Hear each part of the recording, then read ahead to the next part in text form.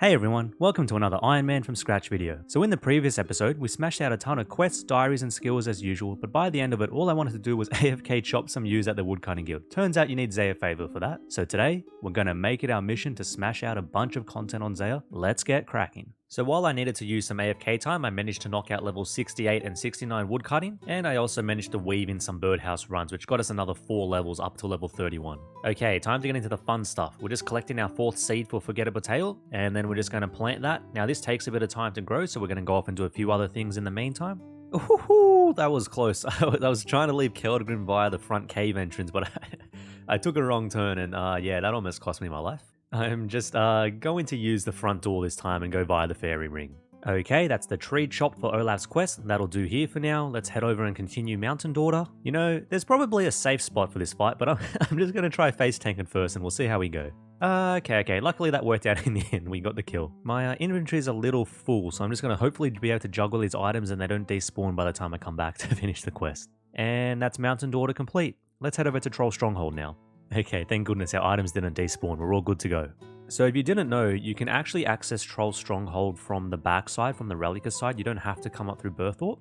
You just have to have your climbing boots and then you can come over the mountain here and get straight into the back entrance.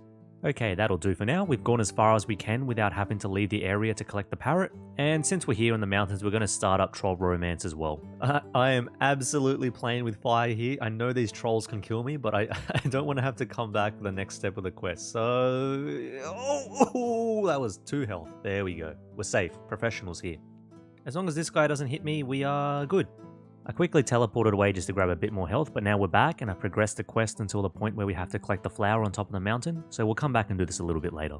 For now though, we're going to use our Chronicle back to Varrock and harvest the barley we planted earlier. We're going to need this for Forgettable Tales soon, and we're going to head over to the Lumbridge cow pen to craft this leather into a coif for the diary task.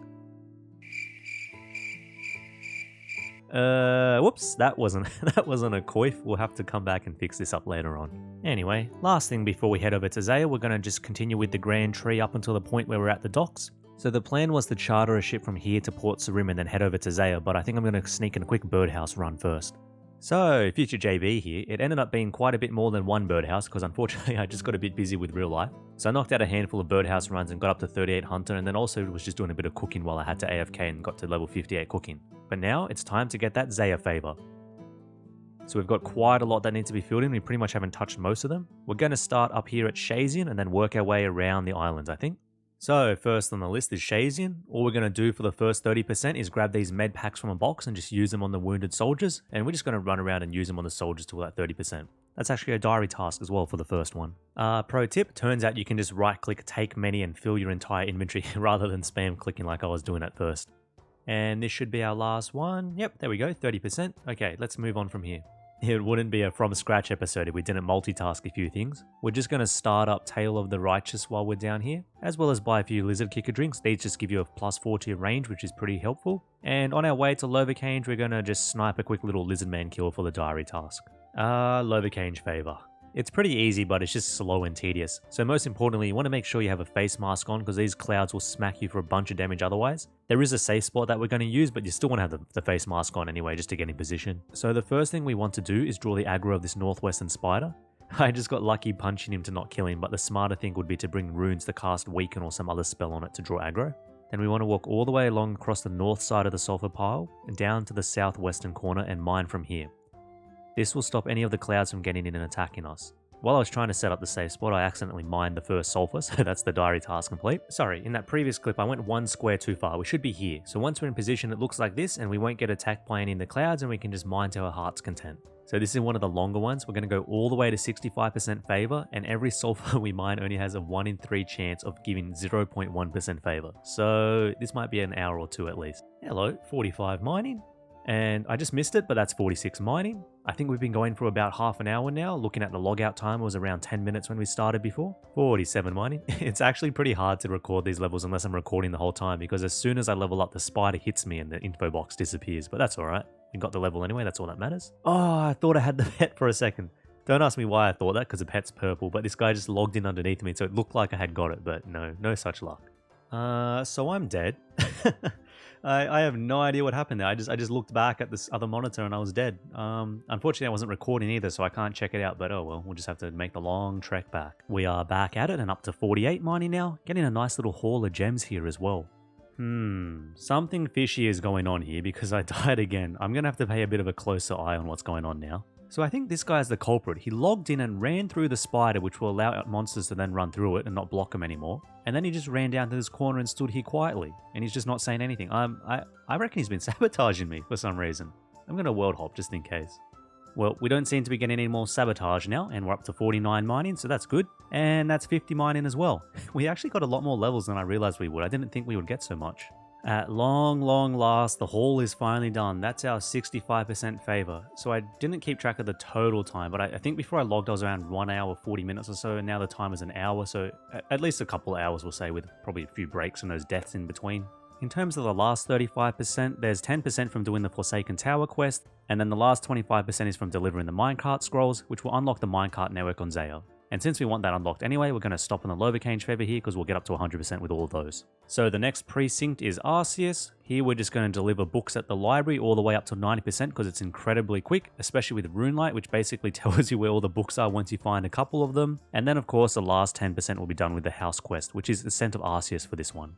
And of course, while we're here, because we're doing our multi-questing, we're also going to read the Envoy to Valamor, which was needed for the Depths of Despair that we started up previously. So basically all we're doing is gathering books and handing them in. That's an easy diary task for the first one as well. But yeah, you pretty much just run around and gather as many as you can and bring them all down at once, because you can sometimes just hand in multiple back to back to back if you get lucky.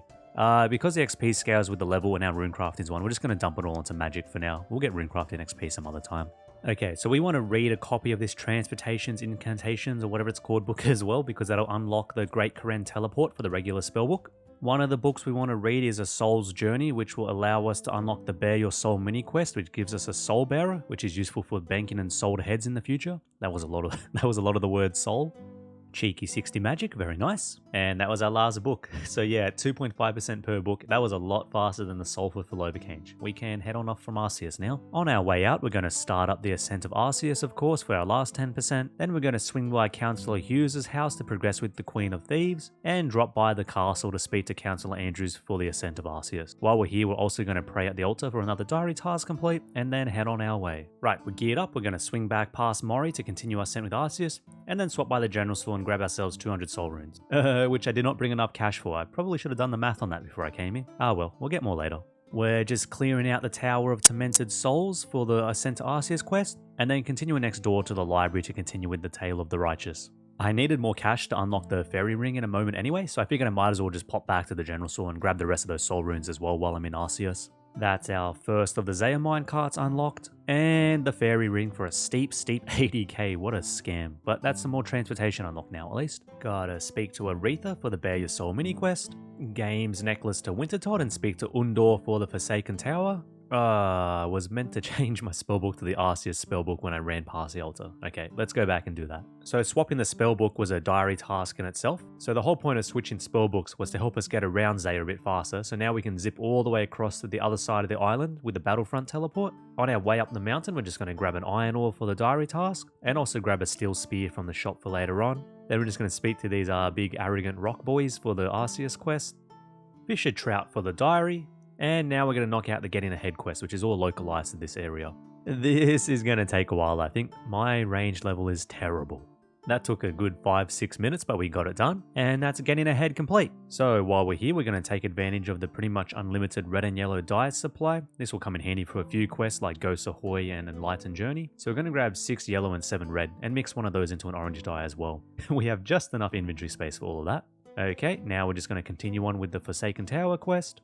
I know this is a Zeah video, but the Arceus spellbook is actually one of our best ways to get to Mauritania at the moment, so we're actually going to teleport all the way across to Frankenstein's castle and finish off the Creature of Frankenstein while we're here. That's Creature of Frankenstein complete. And with that, we've pretty much done everything we need to with the spellbook, so we're going to head back with the home teleport and swap back to the regular spellbook. One other thing I forgot to do when we were here before was jump over this boulder for a diary task. Then we're going to swing by Hosidius and dump some items in the compost bin to get some compost for farming in the near future. Unlock the Hosidius minecart, kill a sand crab for the diary, and complete the Depths of Despair. So next stop is the Piscarilius favour. Because we used our scroll from Great Kourend to get to 20%, we don't have to do the repair cranes all the way, which is incredibly tedious, but we are still going to repair one of them just for the diary task. Knock out the Queen of Thieves, which is also a 10% boost to our Piscarilius favour, and then we're going to smash out Sandworms all the way to 75% favour. So these are as straightforward as it can get. Literally just take a bucket, click on the spot, dig them up, and hand them into the guy for some favour. Got a cheeky little hunter level there actually, 39 hunter. That reminds me, I haven't done a birdhouse run for a while. I got a bit carried away and went to 82.5%. I wasn't really paying attention. It's that easy to do. We'll end up stealing some artifacts for thieving in the future, so that's when we'll come back and finish off this Piscarilius favour.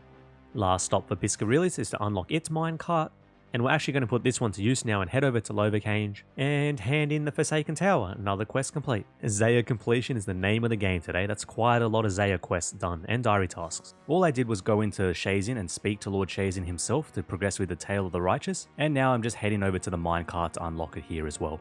With another minecart down, we're going to make our way over to Mount Quittermortem to continue with a few quests, stopping by the campsite to start up the Garden of Death as well, and just progressing it till we have to head over to Lake Mulch. That's our last minecart unlocked, so that's all done. And just making sure to talk to the mountain guide real quick so we have the shortcut back up here in the future. Okay, we've done everything here that we need to for Tale of the Righteous, and we can take the minecart back to Shazin. It's all starting to come together now. And that's Tale of the Righteous complete. We are almost finished with our little Zeah surge now. We're going to head over and finish up Garden of Death next.